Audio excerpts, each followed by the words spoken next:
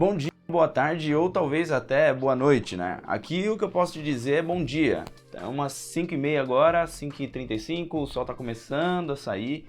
Mas eu quero relembrar aqui com você um pouquinho do primeiro episódio. Se você não assistiu o primeiro episódio, óbvio, mega importante que você olhe aqui para baixo ou clique aqui no card para você assistir o primeiro episódio e entender cada um dos passos dessa trajetória até aqui. Nesse último episódio eu falei para você que eu tive um momento de reflexão, que eu tive que pensar sobre a minha vida.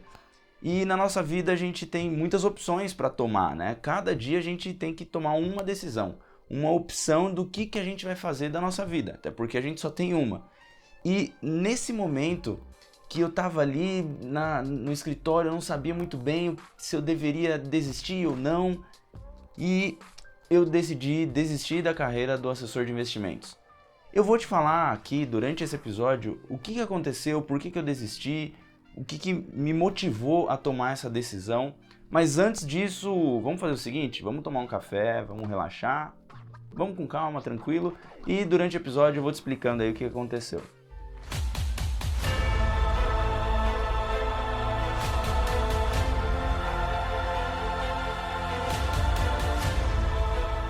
E a minha desistência passou por diversos pontos, só que tem um ponto que é o principal, que foi a minha conversa com o meu principal mentor, que é o meu pai.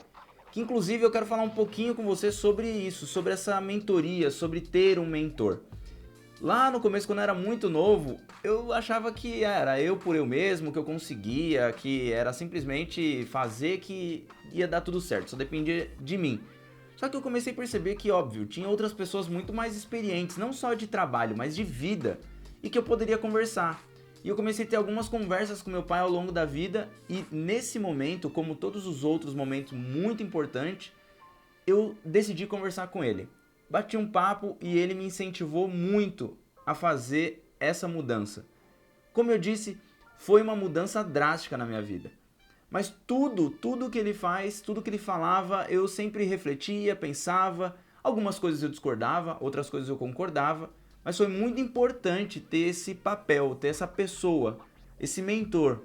O meu pai falando, Ricardo, faça isso, não faça aquilo, eu faria isso nesse momento, decida. Ele sempre deixou muito aberto para eu decidir. Inclusive, essa mesa de café aqui foi um hábito que eu acabei pegando dele também. Eu lembro claramente, assim, de sempre ele preparando a mesa do café, sempre ele acordando mais cedo do que todos da família para preparar. E como eu peguei esse hábito de acordar mais cedo, acordar às 5 horas e fazer alguns rituais para eu me sentir mais energizado para o dia, o café da manhã foi um também que eu decidi e que eu acabei pegando sem perceber. E hoje eu preparo para mim, para minha esposa, a gente senta, dá risada, conversa um pouco sobre o dia já. E é um momento que me traz muita paz também, porque às vezes na correria do dia a dia e na correria até mesmo do assessor de investimentos, a gente sabe que o assessor ele é um lifestyle, né? Eu sempre falo sobre isso. Ser assessor de investimentos não é uma profissão, é um lifestyle. O tempo inteiro você vive isso. Você vai ao médico, você quer prospectar o médico. Você tá na rua, você tá conversando com alguém, você pensa, pô, será que vale a pena conversar e prospectar? O tempo inteiro. É um lifestyle. E isso daqui eu acredito que faz parte do lifestyle. Você ter os seus rituais, ter os seus momentos, momentos de reflexão, momentos de conversa com a sua família, para que você tenha a cabeça tranquila e leve para poder continuar o seu dia a dia. E agora vamos continuar de onde eu parei, que eu quero te explicar exatamente o porquê que eu desisti.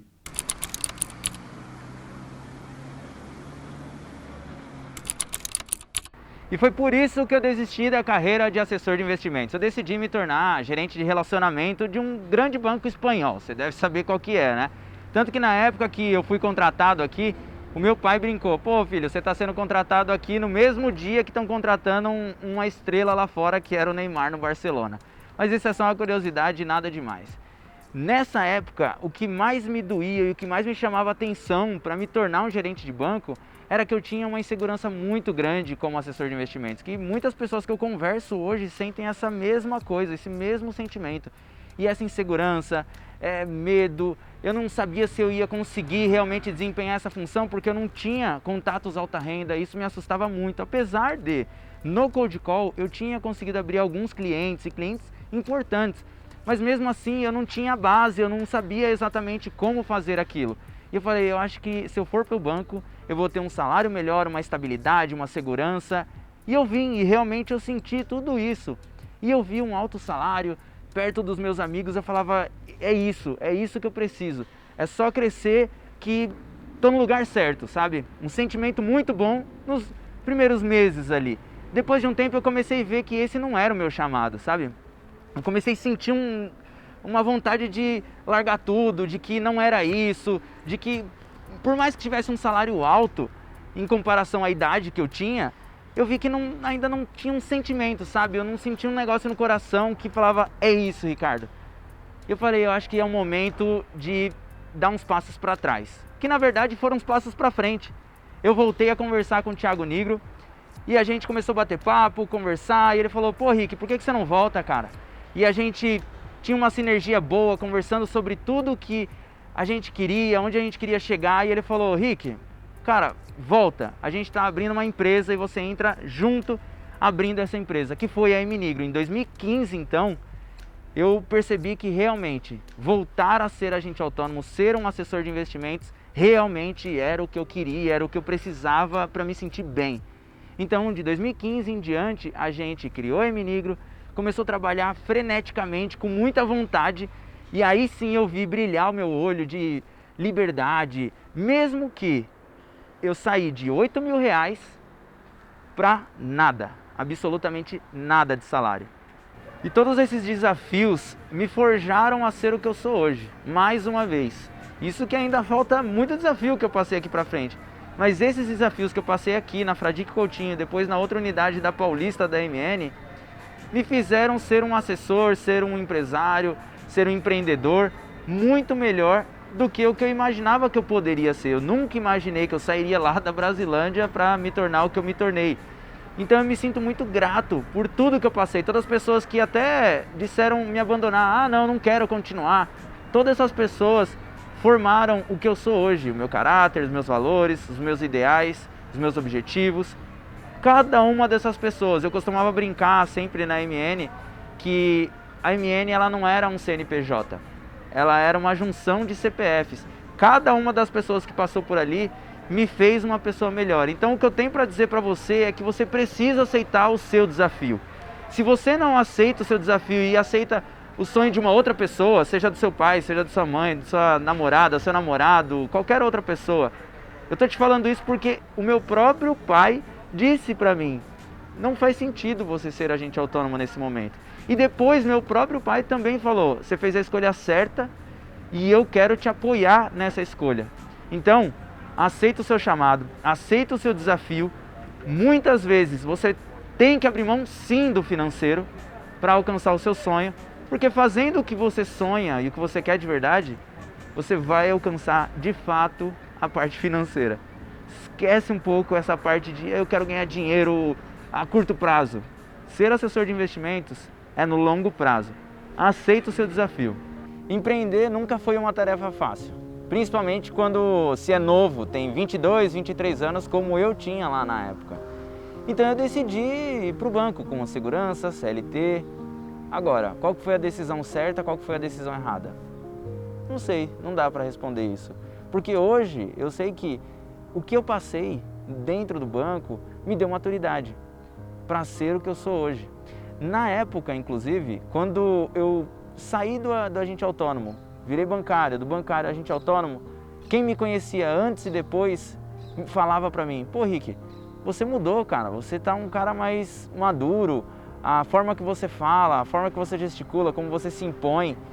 Então, como que eu poderia pensar, não, como agente autônomo eu ia dar super certo? Não sei, eu não sei se eu ia dar muito certo mesmo, porque na época eu não tinha contato alta renda, eu não tinha pessoas que poderiam me ajudar, não tinha ninguém que poderia me falar, olha, faz assim, faz assado, vai para a direita, vai para a esquerda, ninguém que tinha sido assessor para me falar isso. A gente estava descobrindo, todo mundo junto descobrindo como é que era. E fazer cold call na época era uma coisa que eu conseguia crescer, mas não tanto quanto os outros que tinham contato alta renda. Mas na minha volta eu percebi que realmente foi bom eu ter feito esse movimento. É por isso que eu te digo, muitas vezes, a gente tem que tomar uma decisão, e o que eu posso te dizer é, toma uma decisão com o coração. Porque na época que eu fui para o banco, eu tomei a decisão com base no dinheiro, pensando em quanto que eu ia ganhar. Talvez não fosse necessário essa decisão de quanto que eu ia ganhar. Foi bom? Foi muito bom. Mas não precisava eu tomar essa decisão com o dinheiro na frente. E muitas pessoas que entram como assessor hoje querem tomar a decisão com dinheiro. Ah, quanto que eu ganho como assessor? Quanto que eu vou ganhar? E com base nisso querem tomar uma decisão, o que não faz sentido. Inclusive, uma outra coisa que eu tiro daqui é que quando eu era assessor, eu ainda não estava com a convicção 100% de que eu conseguiria atender as pessoas. Em questão de conhecimento, em questão de cursos que eu tinha feito, em questão de faculdade, tudo isso. Eu ainda não tinha total certeza de que eu conseguiria vender bem o que eu estava me propondo a vender. E vender algo sem convicção não vai funcionar, não faz sentido. Então por isso eu digo para você, estude e tenha um conhecimento base, porque quando você tem conhecimento, você tem segurança e segurança vai te trazer resultado. Por isso, no próximo episódio eu vou te explicar como é que foi essa passagem minha para depois dos 200 milhões, que eu tive um problema. E aí no próximo episódio eu te explico tudo certinho, como é que foi isso, o que eu fiz, cada um dos pontos que eu passei. Mas antes de mais nada, clica aqui no se inscrever. E ó, eu quero pedir uma coisa para você. Se você teve aqui algum insight, alguma ideia de, pô, isso daqui me ajudou, comenta aí, eu quero saber. E clica aqui no sininho também, porque assim, quando sair o próximo episódio, ele vai te avisar que saiu e que está disponível para você assistir. Te vejo no próximo episódio. Valeu, tamo junto.